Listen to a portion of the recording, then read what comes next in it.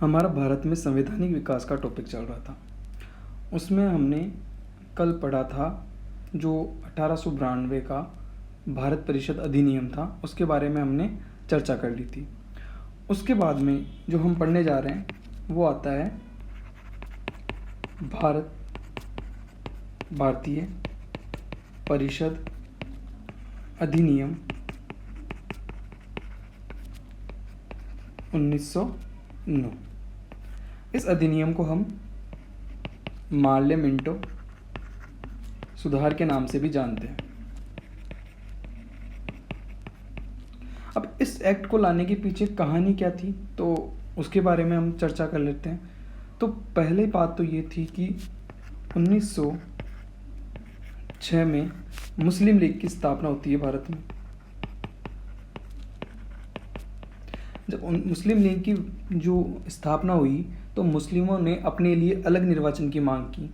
उन्होंने कहा कि हमें एक अलग निर्वाचन मंडल चाहिए, तो ये मांग उनकी बढ़ती गई। और दूसरा जो रीज़न था वो था जो ब्रिटेन में सरकार थी,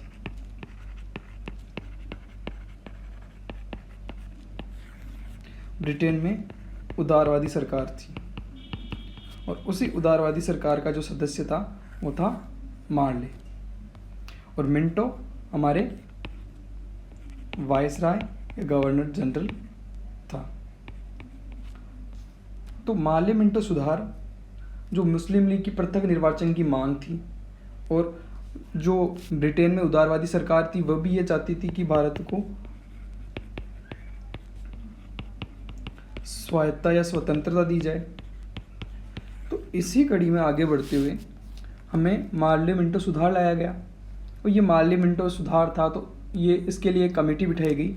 उस कमेटी का नाम था सर अरुंडेल कमेटी। इस कमेटी की जो रिपोर्ट थी वो 1909 के एक्ट का आधार थी। अब इस एक्ट के जो प्रोविजंस थे वो क्या क्या थे तो उसके बारे में हम बात कर लेते हैं। तो सबसे पहला तो ये था कि जो केंद्र में और प्रांतों में जो विधान परिषद थी तो उसमें जो मेंबर्स थे तो उनकी संख्या बढ़ा दी। तो केंद्र प्लस जो प्रांतीय विधान परिषद थी उसमें सदस्यों की संख्या इंक्रीज कर दी, सदस्यों की संख्या बढ़ा दी। उसके बाद में जो केंद्रीय विधान परिषद थी उसमें पहले सदस्यों की संख्या 16 थी, उसे बढ़ाकर 60 कर दिया गया, ये प्रोविज़न किया। उसके बाद में जो निर्वाचित सदस्य थे, जो इलेक्टेड मेंबर्स थे, उनके लिए अप्रत्यक्ष निर्वाचन करवाया गया। ये अप्रत्यक्ष निर्वाचन क्या था तो जो स्थानीय निकाय थे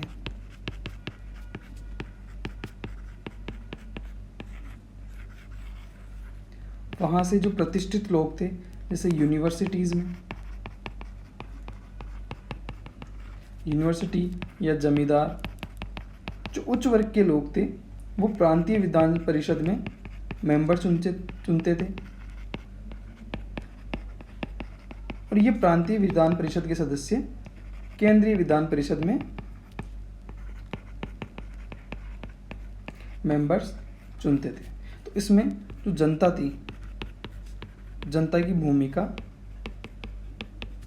0 थी। जनता प्रत्यक्ष रूप से जो चुनाव था वो नहीं कर रही थी। उसके बाद में हमने देखा था कि जो भारतीय सदस्य थे उनको फाइनेंशियल मामलों पे चर्चा करने का अधिकार था, लेकिन उनको वोटिंग राइट नहीं था। तो इसमें उनको वित्तीय मामलों पर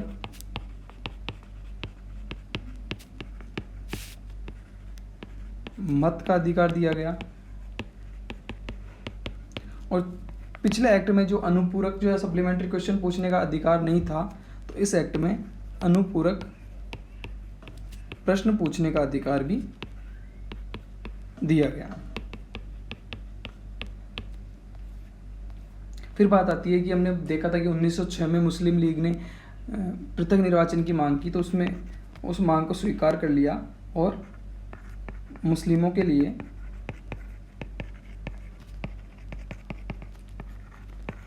सेपरेट इलेक्शन की व्यवस्था की गई, पृथक निर्वाचन। इस पृथक निर्वाचन की व्यवस्था करने से जो मिंटो हैं उन्हें सांप्रदायिक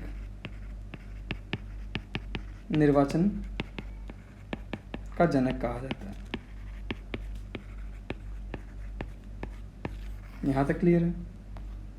तो ये हमारा जो एक्ट था वो 1909 का पार्लियामेंटो रिफॉर्म्स या फिर भारतीय परिषद अधिनियम था। उसके बाद में फिर आता है भारत शासन अधिनियम 1919, या इसे हम बोल सकते हैं मॉन्टेग्यू चैम्सफोर्ड सुधार।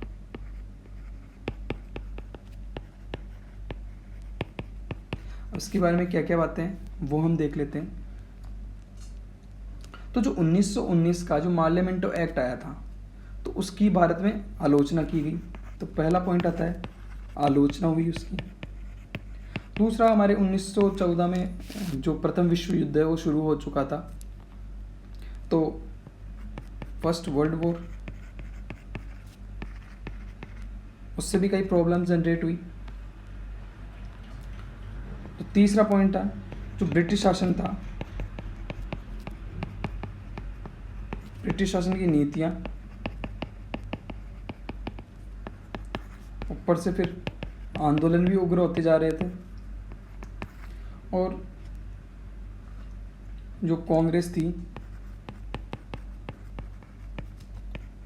उसमें गर्मपंथी लोगों का उदय हुआ, जैसे लाला लाजपत राय, बाल गंगाधर तिलक,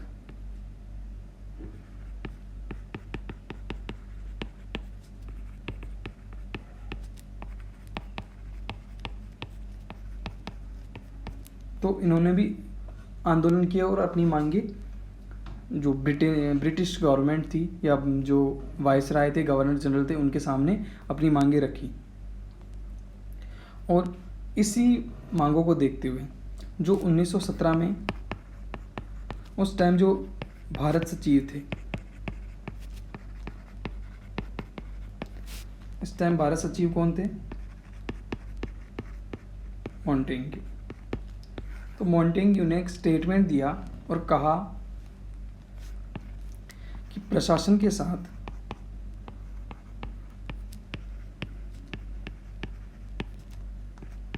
भारतीयों को संबद्ध करना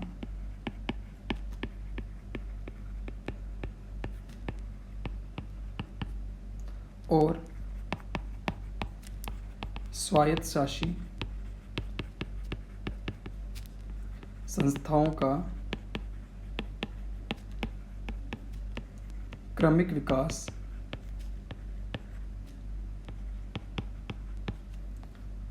विकास किया जाए, जिससे ब्रिटिश भारत के अभिन्न अंग के रूप में उत्तरदायी सरकार की स्थापना हो सके।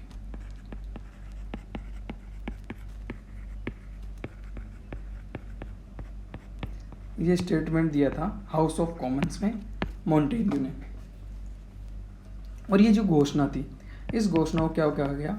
अगस्त घोषणा, या इसे बोल सकते हैं अगस्त डिक्लेरेशन।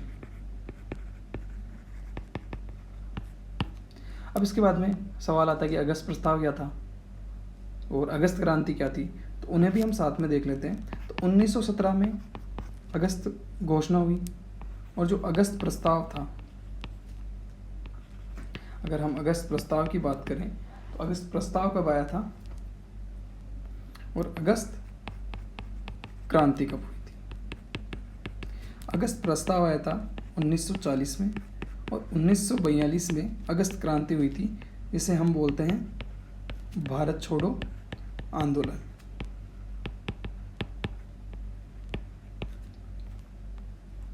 तो इसी घोषणा को क्रियान्वित करने के लिए एक रिपोर्ट बनाई गई, जिसे हम मॉन्टफोर्ड रिपोर्ट कहा गया। और ये मॉन्टफोर्ड रिपोर्ट कब लाई गई? 1918 में प्रकाशित की गई, और यही इसका बेस बनती है। जो मॉन्टेग्यू चेम्सफोर्ड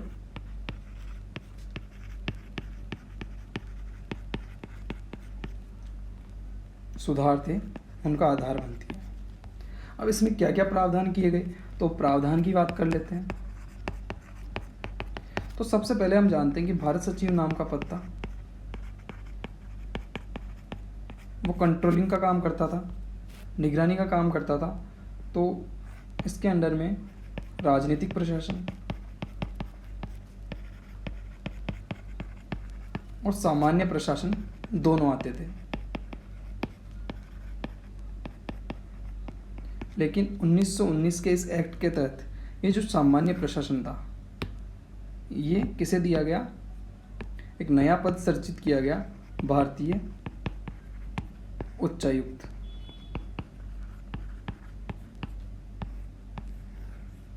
इसे सामान्य प्रशासन की जिम्मेवारी दी गई, और भारत सचिव के पास केवल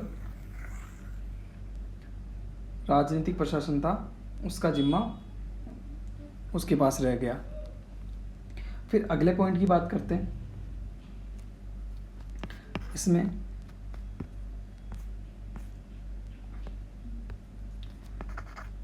प्रांतों व केंद्र के मध्य विषयों का बंटवारा किया गया।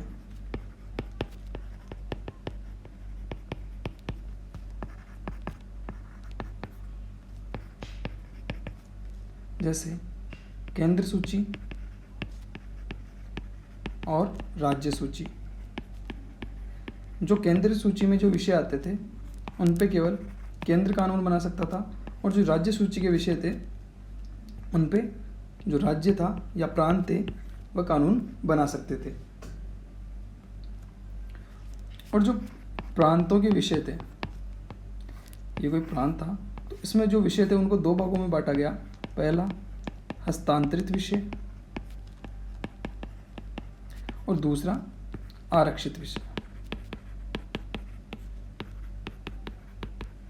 जो हस्तांतरित या ट्रांसफर्ड जो विषय थे, उन पे जो कानून बनता था, तो उन पे कानून जनता द्वारा चुने गए प्रतिनिधि बनाते थे।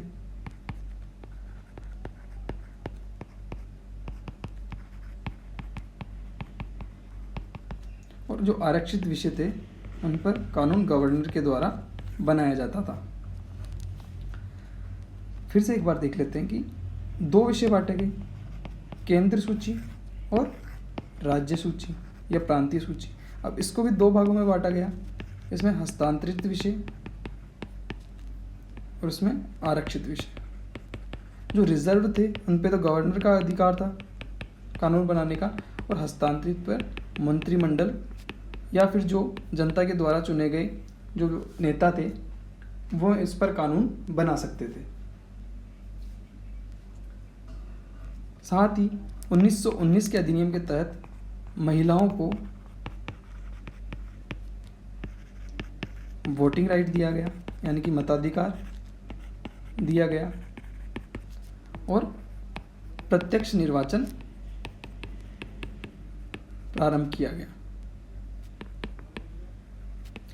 यहाँ पूरी तरह से प्रत्यक्ष नहीं था, यहाँ केवल वही वोट दे सकते थे। इनके लिए एक क्राइटेरिया डिसाइड था कि जिसकी सैलरी इतनी से इतनी होगी, उसे ही वोटिंग राइट होगा। जो गरीब वर्ग के लोग थे या जो मजदूर वर्ग के लोग थे, उनको इसमें शामिल नहीं किया गया। फिर इसके बाद में क्या प्रावधान किया गया?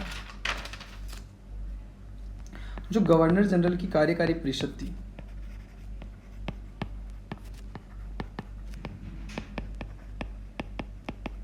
उसमें सदस्यों की संख्या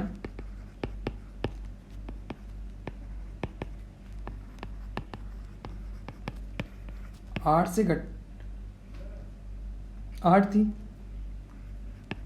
और इन 8 में जो 3 सदस्य थे वो भारतीय रखे गए।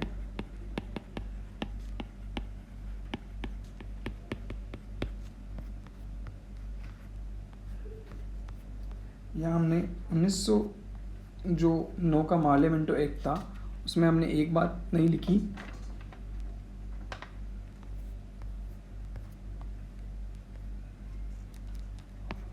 इसमें जो कार्यकारी परिषद थी उसमें पहली बार भारतीय को शामिल किया गया, और वो कौन थे? एसपी सिन्हा या सत्येंद्र प्रसाद सिन्हा। तो पहले भारतीय जिनको गवर्नर की कार्यकारी परिषद में शामिल किया गया वो थे सत्येंद्र प्रसाद सिन्हा। इसमें 3 सदस्य भारतीय रखे गए। उसके बाद में मुस्लिमों को अलग से निर्वाचन प्राप्त था, तो इसमें सिख, ईसाई, एंग्लो इंडियन या आंग्ल भारतीय व यूरोपियंस को पृथक निर्वाचन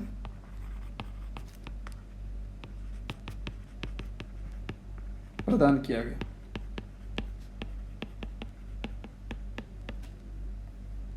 तो ये जो मोटे मोटे जो प्रावधान थे वो हमने देख लिए मॉन्टेग्यू चेम्सफोर्ड सुधार 1919 के। अब इनके हम नोट्स पे बात कर लेते हैं।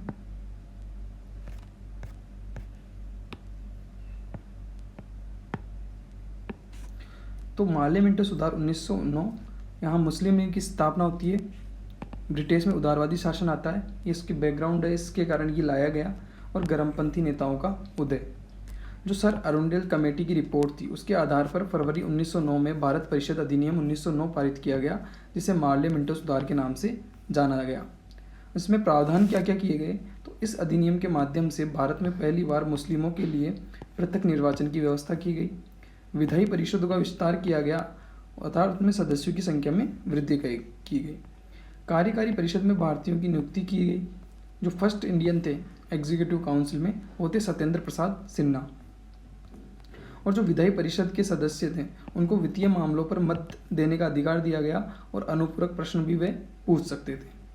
और जो निर्वाचित सदस्य था उनका चुनाव अप्रत्यक्ष रूप से किया जाना निश्चित किया गया। मिंटो को सांप्रदायिक निर्वाचन का जनक कहा गया। फिर आता है भारत शासन अधिनियम 1919 या मॉन्टेग्यू चेम्सफोर्ड सुधार। 1909 के अधिनियम की आलोचना प्रथम विश्व युद्ध से उत्पन्न परिस्थितियों, ब्रिटिश शासन की नीतियों के खिलाफ उपजे क्रांतिकारी आंदोलनों के विस्तार तथा विभिन्न वर्गों को संतुष्ट करने के उद्देश्य से 20 अगस्त 1917 को भारत सचिव ने इंग्लैंड के हाउस ऑफ कॉमन्स में एक वक्तव्य दिया कि प्रशासन के साथ भारतीयों को संबद्ध करना और स्वायत्तशासी संस्थाओं का क्रमिक विकास, जिससे ब्रिटिश भारत के अभिन्न अंग के रूप में उत्तरदायी सरकार की स्थापना हो सके, ये मॉन्टेग्यू ने कहा था 1917 में। इस घोषणा को अगस्त घोषणा कहा गया। अगस्त घोषणा 1917 में आई थी। अगस्त प्रस्ताव 1940 में, और अगस्त क्रांति जिसे भारत छोड़ो आंदोलन कहा गया वो 1942 में हुई थी। इसी घोषणा के फलस्वरूप मॉन्टफोर्ट रिपोर्ट प्रकाशित की गई, जो 1919 के एक्ट का आधार बनी। इसमें क्या क्या प्रावधान थे? तो जो भारत सचिव था उसको राजनीतिक प्रशासन दिया गया, और भारतीय उच्चायुक्त का पद सर्जित किया गया, जिसे सामान्य प्रशासन दिया गया। केंद्र व प्रांतों के मध्य विषयों का वितरण किया गया। वे विषय जो राष्ट्रीय महत्व के थे तथा विधायी एकरूपता के लिए आवश्यक थे, जैसे रक्षा, विदेश नीति, मुद्रा, संचार, डाक व तार इत्यादि केंद्र सूची में रखे गए। प्रांतों के विषय को 2 भागों में बांटा गया, हस्तांतरित विषय और आरक्षित विषय। जो हस्तांतरित विषय थे वह उन पर जनता द्वारा चुने गए प्रतिनिधि कानून बना सकते थे, और जो आरक्षित विषय थे उन पर उनको गवर्नर के अधीन रखा गया। जो द्वैध शासन था, द्वैध शासन प्रणाली थी, वो प्रांतों में तो 1919 में आई थी, लेकिन जब अगर केंद्र की बात करते हैं तो केंद्र में द्वैध शासन की जो प्रणाली अपनाई गई थी वो 1935 में अपनाई गई थी। इसके तहत प्रत्यक्ष निर्वाचन की व्यवस्था प्रारंभ की गई। पहली बार महिलाओं को मताधिकार दिया गया, लेकिन सीमित मात्रा में। केंद्र में द्विसदनीय विधायिका बनाई गई। पहली लेजिस्लेटिव असेंबली और दूसरी काउंसिल ऑफ स्टेट। जो हमारे वर्तमान में लोकसभा है वो उस टाइम पे लेजिस्लेटिव असेंबली थी, और जो वर्तमान में राज्यसभा है वो काउंसिल ऑफ स्टेट थी। इसे ही हम द्वैध शासन कहते हैं। लेकिन ये कहाँ था? ये प्रांतों में था।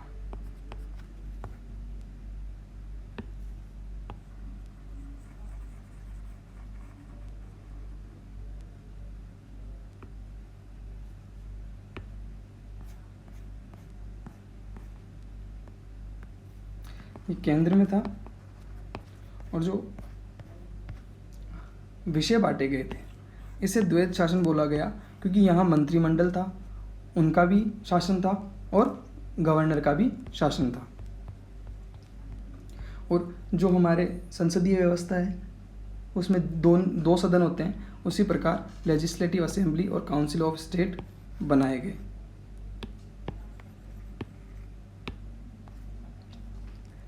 तत्कालीन विधायिका के दोनों सदनों में उत्पन्न किसी गतिरोध को दूर करने के लिए 3 प्रकार की युक्तियां अपनाई गई। पहली, संयुक्त समिति, संयुक्त सम्मेलन और संयुक्त बैठक। फिर अगला आता है गवर्नर जनरल की कार्यकारी परिषद में 3 सदस्य भारतीय होंगे, और टोटल कितने मेंबर थे उसमें? 8 मेंबर। ये हमने मार्लियामेंटो सुधार,